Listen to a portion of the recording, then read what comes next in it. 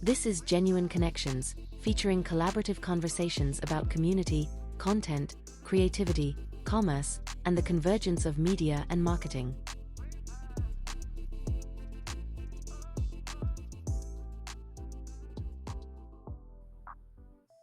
Welcome to Genuine Connections, where we dive deep into the intersection of content, community, and commerce. I'm Matt Wurst, the CMO at Genuine, and today we're bringing you a conversation with someone who truly embodies the power of connection in our industry. David Teicher has spent years building and leading one of the most engaged and influential marketing communities. First with brand innovators, bringing together top CMOs and thought leaders and change makers in ways that actually matter. Now, in that same spirit, he's taking this innovative mindset and moving forward with Qru, his new venture that's redefining how we engage and share and collaborate in a rapidly evolving landscape. And in this episode, I hope to unpack what makes a great community thrive, how content fuels real relationships, and what David sees as the future of engagement. So, whether you're a marketer, a creator, or just someone who's fascinated by how connection drives success, this is one you don't want to miss. So let's get into it and welcome David. David Teicher, welcome and thank you for joining us as part of this genuine connection conversation. I love it. Thank you for having me. I'm excited to be here, Matt. I've known you probably more than a decade, give or take a decade or so, but this career journey that you've been on is something that has fascinated me as your friend, as a colleague, as a partner in many ways over the years. But I got to know you when you first really got to Brand Innovators. And it's a company that has built its entire platform on making connections. It is a premier marketing community. Are you someone now, as you move into this next chapter, which we will talk about, are you thinking about, are you leveraging these lessons, these takeaways? Like, what is it about community and connection that has inspired you? Yes, the short answer. Look, that is what I live for. And forgive me if I've bored you with this story in the past, but I wasn't even before Brand Innovators, before Ad Age, I was an agency guy, right? So I never thought of, community connection events as a world for me. But I don't know, maybe about 16 years or so ago, a couple Ad Age editors slid into my DMs. And when they tried to sell me on working on the conferences, it was the people part that really sold me at the end of the day, right? Hey, you're going to get paid to meet people, which I thought was really cool. But then what I fell in love with, as far as, Brand Innovators and my time at Ad Age, was not just me meeting people, but bringing other great people together. Because, like, when you can do that, and you see like a real relationship like be born in real time, and you see that relationship then transcend the environment in which it was born, and like, you just brought two great people together and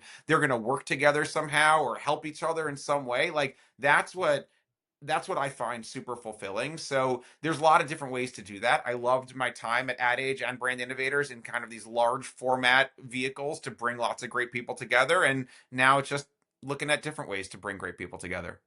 So, what was it about the media marketing?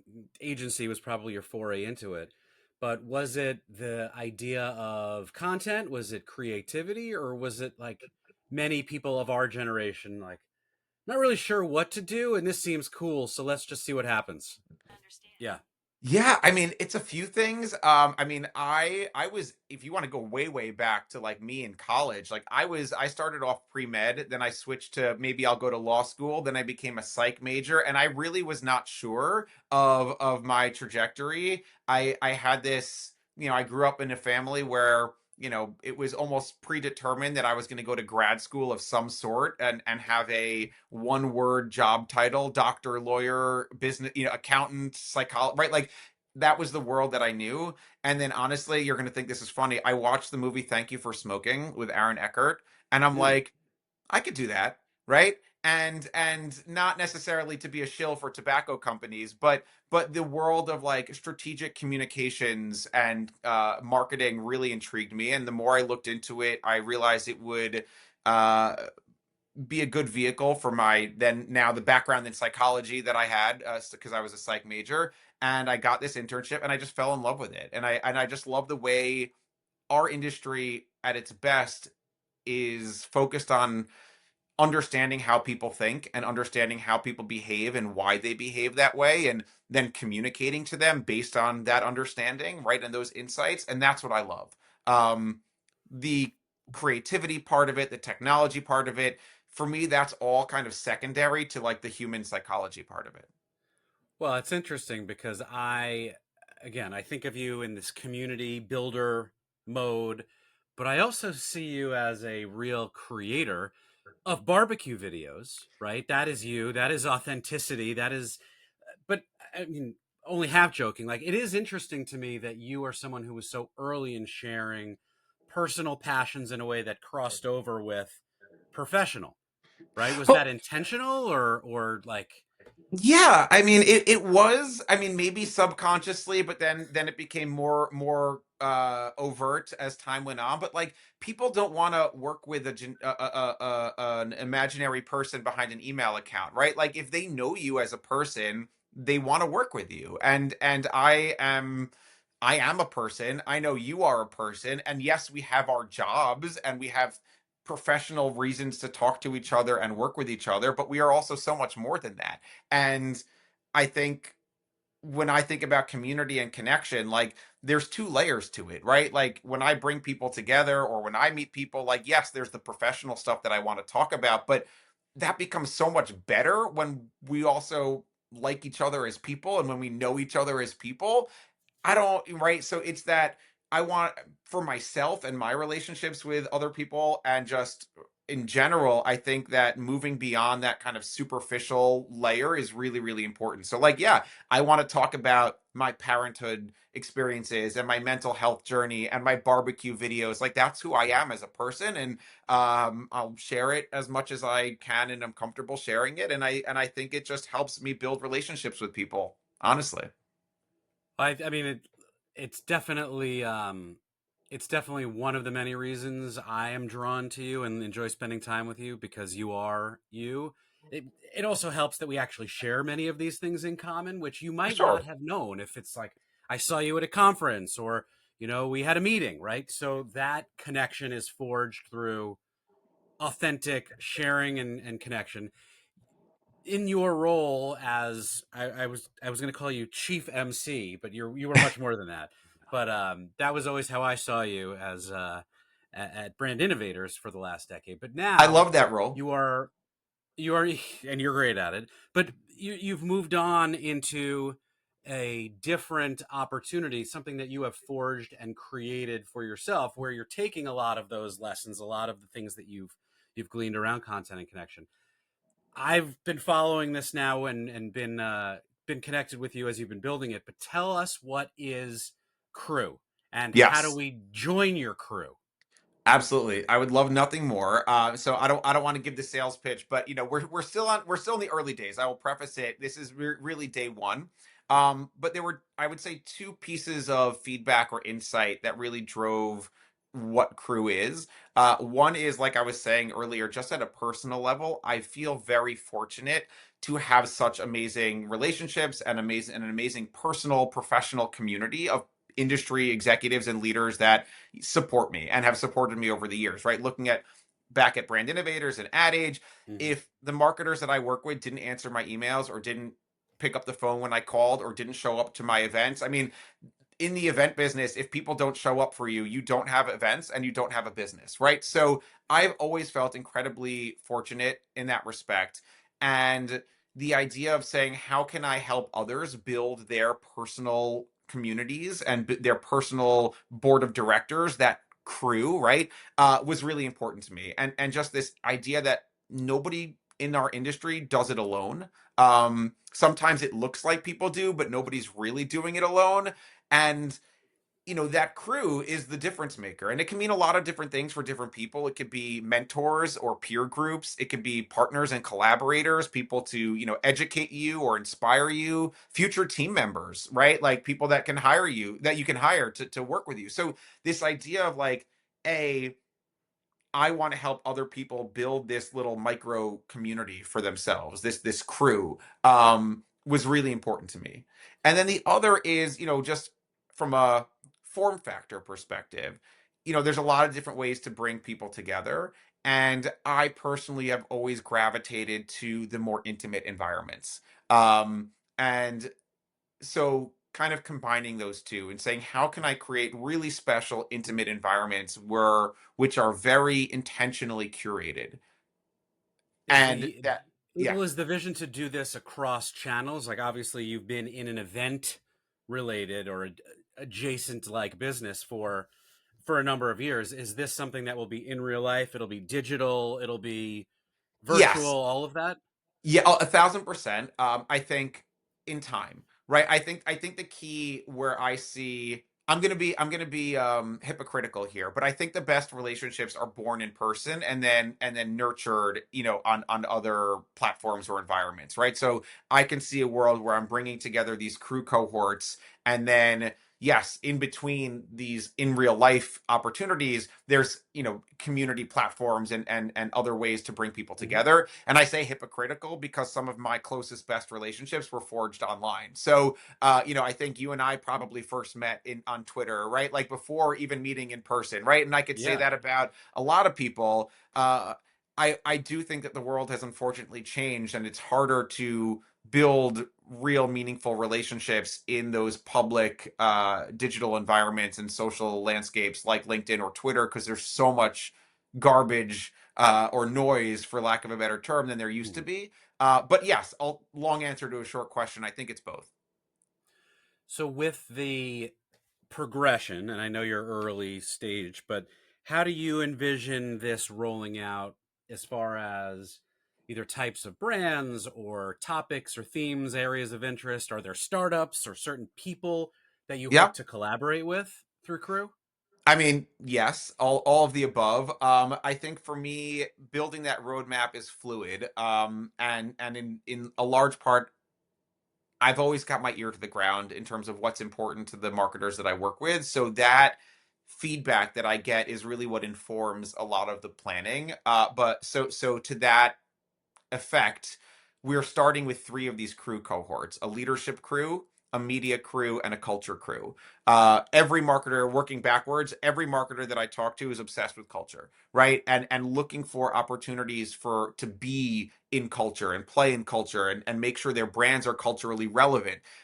Sports, music, entertainment properties, working with talent and celebrities and influencers and creators, right? It's an always on, evergreen, never ending challenge, because even if you are culturally relevant one second, you might not be the next second. So that's where I'm starting, is culture. I think the media world, we could talk a lot about, but the buying, planning, personalization, analytics, the AI side of things, that's also really interesting. And then the leadership side, there's really two things that I think about. One is today's leadership cohort and the CMOs that, a lot of the feedback that I get are it's lonely at the top, right? Where you certainly do have CMOs with big networks that can call on others, but then you also have CMOs who are heads down doing the hard work, and there aren't a lot of people internally at the brands or within their organization that they could talk to, because the other C-suite members don't necessarily understand the marketing lens that they look through, and they can't they're so how can I bring them together? But then I also think about aspiring leaders and kind of that next generation of marketers, senior directors, VPs, SVPs, who are amazing and they are already leaders in their own right, but maybe they've hit a wall. How can I help them over that hump and kind of fuel their progression in this industry, again, by connecting them with their peers, their cohorts, mentors, other people to help them in their journey? So you said you're a psych major and you've been were chief content officer? What was your title at Brand Innovators? Technically, Was that chief it? content and community officer. Yes. Okay. Okay. So content, community, culture, connection. We're using a lot of words that happen to start with the letter C, but I don't know if that's relevant. But I You could am also spell them curious with the as letter Q if you wanted. you you could with a Q, the this convergence that we're talking about of now like marketing and media and community. How do you how do you define or think about what makes for a strong marketing community? I think it's, to use another C word, all about curation. And then tangentially or other non C words like relevance and right Don't where feel limited, by the way. Feel free to I know explore the other the letters. whole Yes. alphabet. There's 25 There's other a whole amazing alphabet. letters. Yes. Yeah. Yes. No, I think it, again, there's a lot of different ways to bring people together, a lot of different community platforms out there. And I think, again, a lot of them are amazing. I think for me, it's really goes back to just my thesis about media in general, whether it's in person, online, social. I think we've been part of this world where it's too big. Yeah. The premise of the internet was, hey, we're going to give you access to everything and everyone. And I think we're seeing a pullback from that, where it's like, hey, maybe I don't want to access everything and everyone all the time. And I think about it from a community standpoint as well, is how can I put like-minded people together, who see the same challenges, who are facing the same obstacles or excited about the same opportunities or investigating the same trends. People want to, that's the most valuable sometimes. I mean, other times you want to cross pollinate, and other times you want to be with people who see things completely different because it brings a different perspective. But I think sometimes it's really, at the end of the day, it's a matter of curation, right? Okay. The So bringing, right, those yeah, viewpoints together. bringing the content to the people, bringing the people together. Right. You are in some cases pulling, and in some cases pushing. I guess is that Yeah, fair to say? I absolutely. So what do you think? You know, as a brand consigliere, or I don't know. It's another. I'm trying to get creative with my C words, but Sure. consultant. Yes. But what do you think brands get wrong about community building, right? Because I think some do it well, some struggle, some have it right and then lose their grip. So is there a common theme or thread I that mean, you see? it's interesting. I was literally just having a conversation about like there's a lot of different marketing disciplines, one of them being CRM and loyalty. Mm, And it often does not get the attention it deserves, or it's relegated to email lists and CRM platforms, right? But when it's most powerful, it's seen as, right, that community engagement piece, right? These are people, if they're in your system, if they're already telling you they love your brand, they shop your brand, they bought your stuff, that's a huge signifier, right? They are not just people in a database, they are fans of your brand, or have the potential to be fans of your if brand. they're And activated the right way, yeah. exactly. Yeah. And I think that embracing that and investing in, we think of community as like, oh, a social media term, but like it's so much more than that. And I think that I'm really interested in seeing where that discipline of loyalty and CRM evolves, if it can really get to that like brand fandom and brand community place where you see the investment being made in embracing these people, and not, because right now there's a lot of like, okay, they're in our system, let's go focus on the net new customer, and then they kind of get ignored, Right. and then you Yeah. have to reacquire them as customers, right? And that's just more expensive. I would love to see marketers focus more on the people who have already told them they love the brand. Yeah. The you hear clearly, I'm sure you were at a million conferences a year, but the funnel that everyone brings up has become this antiquated concept. Sure. What we've been working through is the geometric shape, I don't know what you call it, of community is actually an infinity loop where you're re-engaging people post-purchase, getting them back into the pre-purchase, but you as a fan of something become an advocate that gets me in, right? So it's a way of keeping people in. I don't know if it'll stick, but it seems to be resonating, and there's no way out once you have it figured out. So that's the point of the Yeah, infinity loop. I mean, that's you keep them trapped, right? But it makes so much more sense. And yes, certainly there are some brands out there with more mature, I think, visions and ideas for what that looks like. But I think there are a lot of organizations that are still lagging, and think of loyalty as just a database of emails that they can reach out to on an ongoing basis. So what is the role that content plays in shaping this loyalty, retention, incentive, reward, infinity loop as far Yep. as just sustaining these communities or growing them? Well, I think it's twofold, right? And one is these are people, whether it's me and my community and my platform, I think I have or other brands, right? You can create content for this community. It doesn't have to be content that's meant to sell them something or drive a purchase, but it's meant to say, hey, we understand you, and there's something that we can create that is something relevant to us as the creator, and it's also relevant to you as a member of our community, right? Whether it's a CPG company coming up with cooking videos, right? Like, which I think is a perfectly valid example, right? But or deputizing members of your community and giving them a platform and raising them up, which again I think we see a lot of, and you've talked about, in this industry there's user generated content and there's influencer campaigns, but I see a really cool opportunity for brands to not just glom onto a big influencer or creator because they already have a big following, but to look for those smaller voices, people who love their products, and elevate them and give them that platform that they deserve.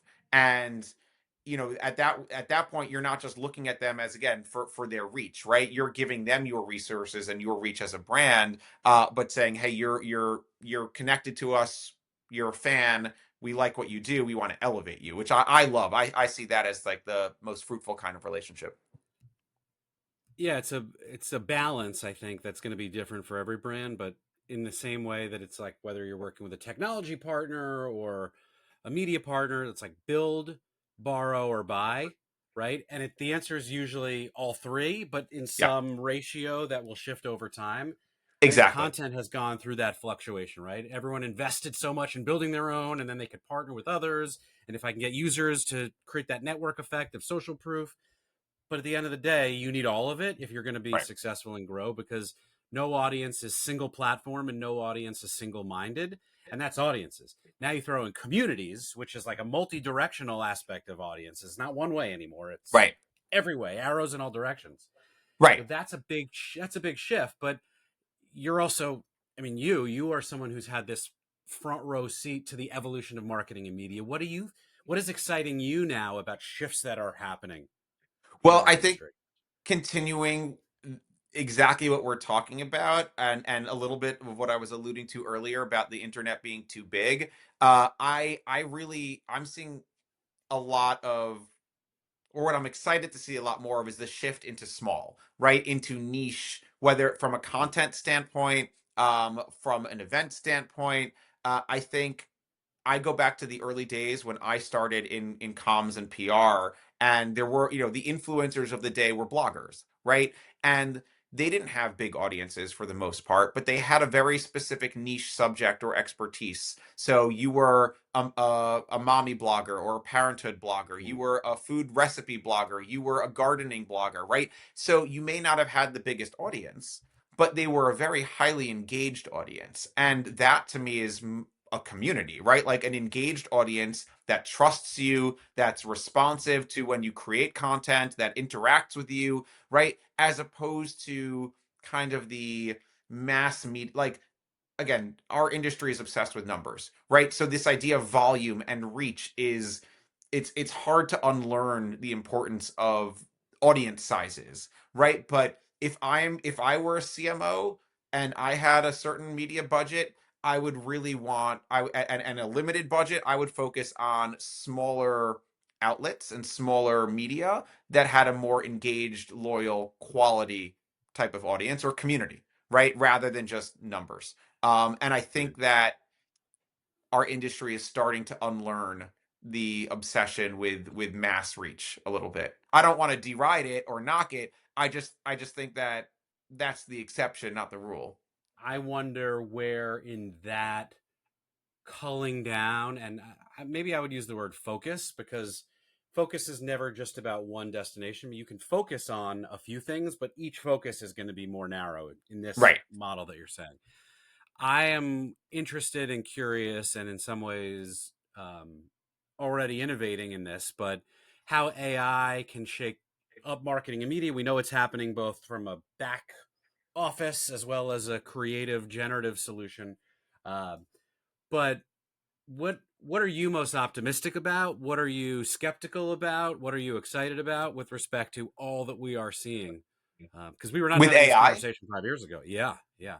Okay, so I mean, look, I'm certainly not the AI expert. Like that is not my forte. But I will say a few things. One, I'm excited about AI as a liberator, right? I think when we get bogged down in whether it's professionally or personally in a lot of things that we don't want to waste time with, right? And I think when we can get to a point where AI is taking on those tasks that we don't want to deal with to free us up to do the stuff that we enjoy. That's the goal, the holy grail, right? Like I don't want to be building Google Sheet spreadsheets and things like right like or doing my taxes right like when can AI do my taxes, you know what I mean, like when can AI do the things that I don't want to do. That's what I'm excited for. I mean, the answer And I is think now, by the way, just so you know. A lot of it is already AI powered, if not AI led, but is it good enough for it to right, be trusted is the question. And that's sure, well, at different levels of acceleration already. but right, it's increasing exponentially, right? So it might not be today, but that doesn't mean it won't be tomorrow, right? It's been incredibly impressive. I think from a when it frees us up, I don't also necessarily mean to think about like it's not just hey, I don't want to AI do my taxes so I can go hiking, right? There's that, but I also think professionally there's a lot of stuff that we get bogged down in, and I would like to see, especially from a leadership perspective, the opportunity for leaders to return to the more human side of things, right? Building team culture, right? Management and mentorship, stuff that gets tabled a lot because there's so much pulling people in different directions. If I can outsource some of that to AI and just be more of a leader, and I don't mean me personally, I mean just in general, I think Yeah. that'll be a really good benefit in the workplace of AI to counterintuitively allow people to be more human. So is that, not that you need to put a number on it, but like fast forward 5 years, what become the defining traits of successful brands and successful brand marketers? Specific to AI or in general? No, in general, I think AI will help in many ways. I hope it will. I believe it will. Yeah. But the traits of like the defining traits of success for a Ooh. marketer, are they different?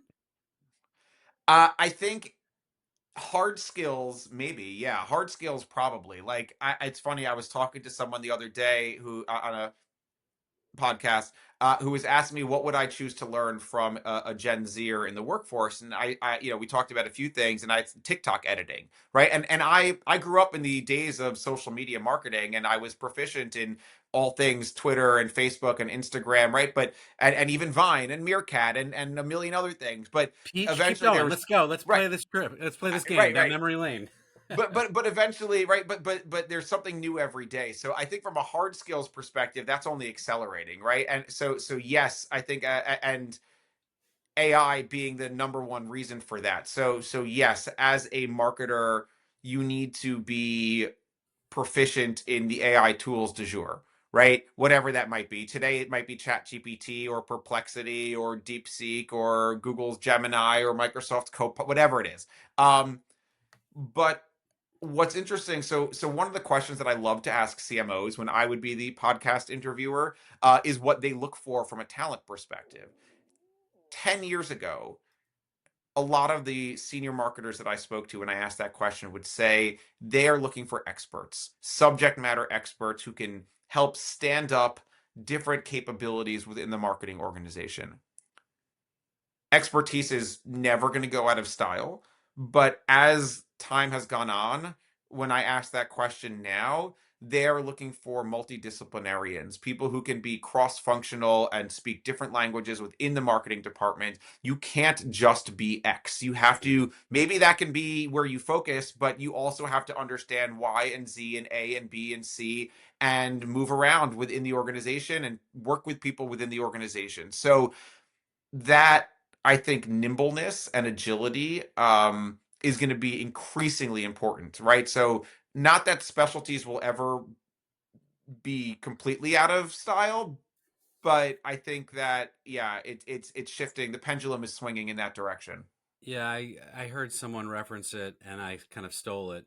Well, I gave credit, but it's like you have a major, a minor, and a gap as a marketer, right? Like I am a brand marketer who understands and has a minor in growth marketing, but product marketing is probably my gap.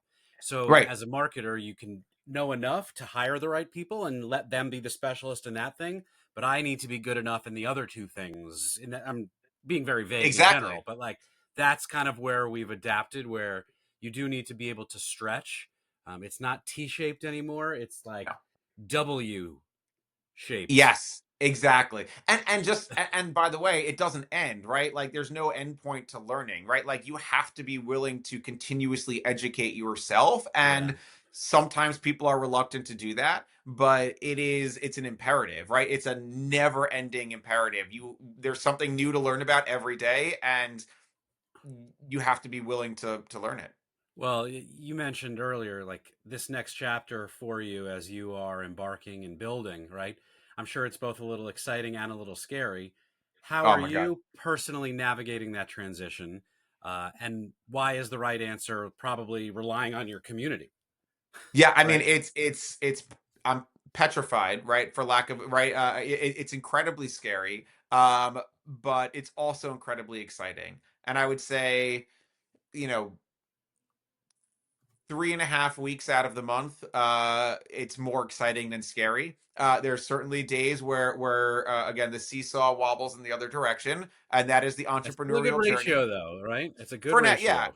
But Yeah. like you said, I'm incredibly fortunate. I have an amazing community. I now have an amazing co-founder, if you know Ariel Russo, and we really believe in what we're building. It's really been validated by a lot of the marketers that we talk to in terms of the gaps and the unmet needs and ways that we could. Our North Star is value creation. So I'm very confident that if we create value for the people in this industry, the business will follow. You know what I mean? That's my North Star, is whatever it is that we're doing, whatever these experiences are, whatever these communities, however they take shape, if we prioritize the quality of the experience and the value that we want to deliver, the business will follow suit. So And if someone I if just someone wants to get involved, by the way, with Qru, what's the best way to yes. connect and collaborate with you? Well, hit me up on LinkedIn is probably the best way to start. Our website is still under development, but it will be at qru.co. But you could also email me, David at qru.co. You could find me on Twitter at Aerocles. Although, like I said, Twitter is not what it used to be, but my DMs are still open.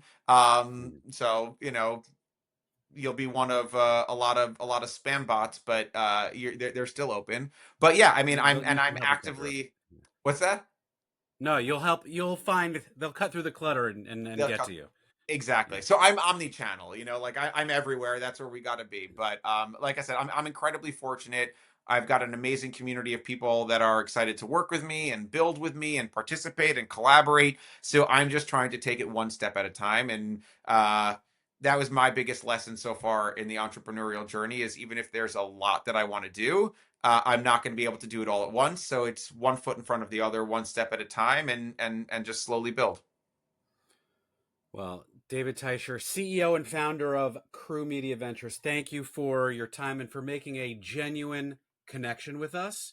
Your wisdom, your expertise, your insights, all of that was just it shines, and I'm excited for you and your journey. But I am just again grateful to be a part of your crew/community. I appreciate you, Matt. I'm so happy to be here. Thank you for having me, and I'm thrilled to have you in my crew, to be in yours and your community, and I'm excited to find ways to collaborate, whether it's work stuff or for a barbecue. You know what I mean? It could be anything and everything.